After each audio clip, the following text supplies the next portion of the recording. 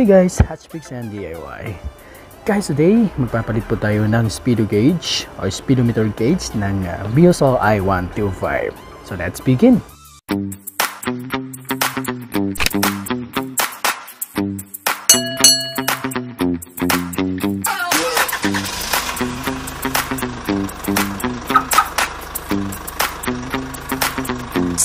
Yan guys, yung kailangan nyo lang na tools ay yung screwdriver, and kung meron kayo nito guys, eto, ay, wala, nahulog.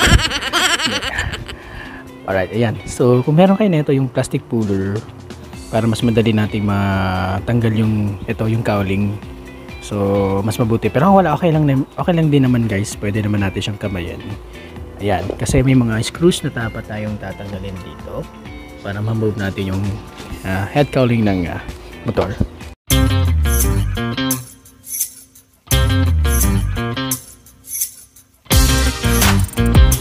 Guys, bali may dalawa siyang screws dito. Ayan, sa kabilaan. So tatanggalin natin para ma-remove itong speedo gauge.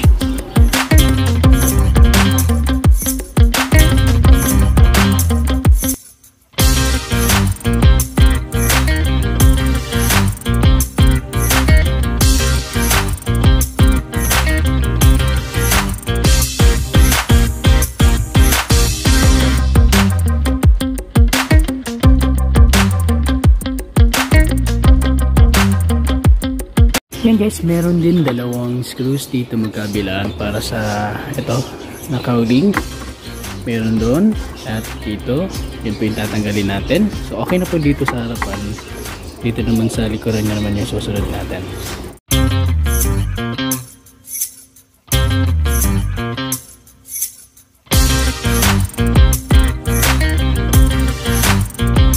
And then guys, meron din siyang screw doon sa pinakailalim. Ayan. Dito. Ayan. So, hindi siya kita guys kasi masyadong madilim yung loob. Ayan, nandito yung screw. Pati doon sa kabila. Nandun din yung screw. So, bali may 4 na screws pala ito na nakakabit dito, dito, dito, tsaka dito. So, yun lang yung pinakita natin screws. And check natin kung matatanggalan ba ito.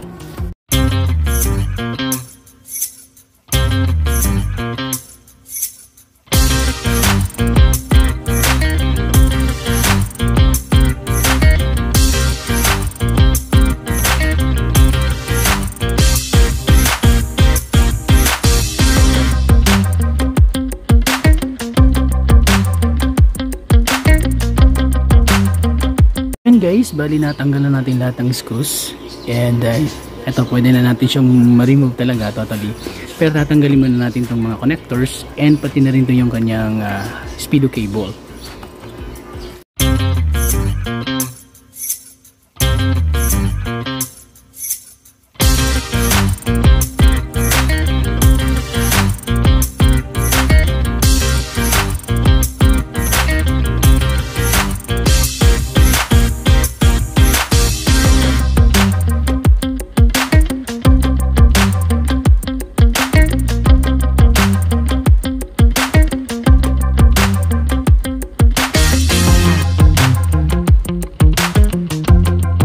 Ayan guys, so bali, ayan, natanggalan natin yung buong cowling.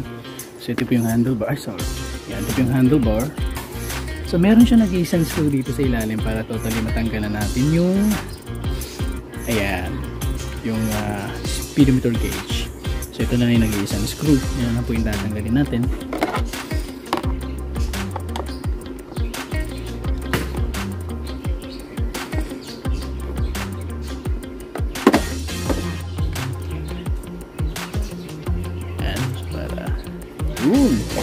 Alright, okay na. Then, tatagpon natin bago.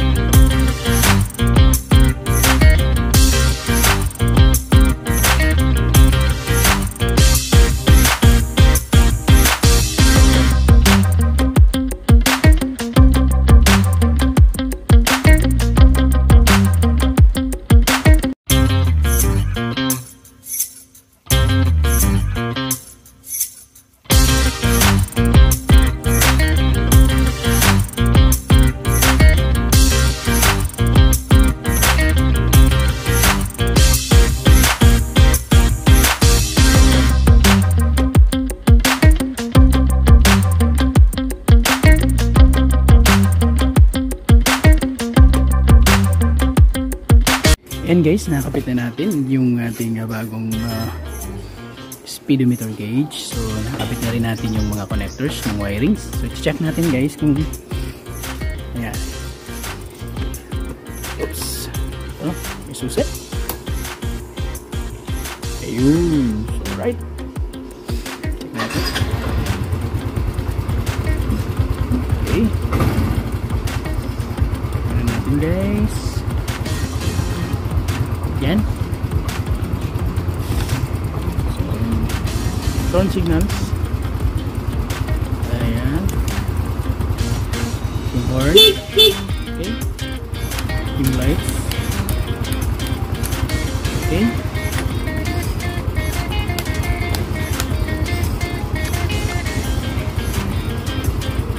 Then mamaya, i-check natin yung kanyang speedometer cable kung gagana ba to, kasi nakabit na natin yung speedometer cable. So para tapuin natin yung motor, so para malaman natin kung gagana.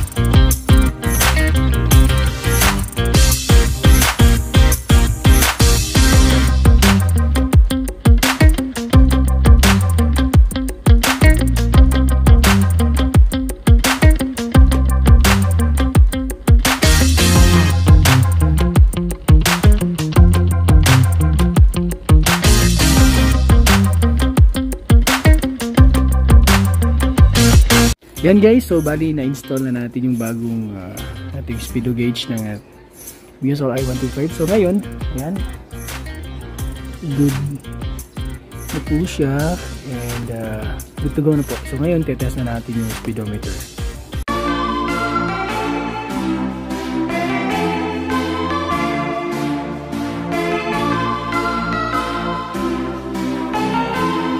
So yun po guys, maraming salamat po sa panonood. I hope you enjoy watching this video at may natutunan po kayo kung paano magpalit ng speedometer gauge ng Musol I-125 standard.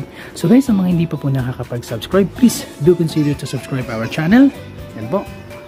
Paki-share na rin po sa inyong mga friends at paki-like na rin po ang video ito. At huwag niyo po sanang kalimutan na i-click ang notification bell guys para updated kayo palagi sa ating mga bagong videos na ating i-upload.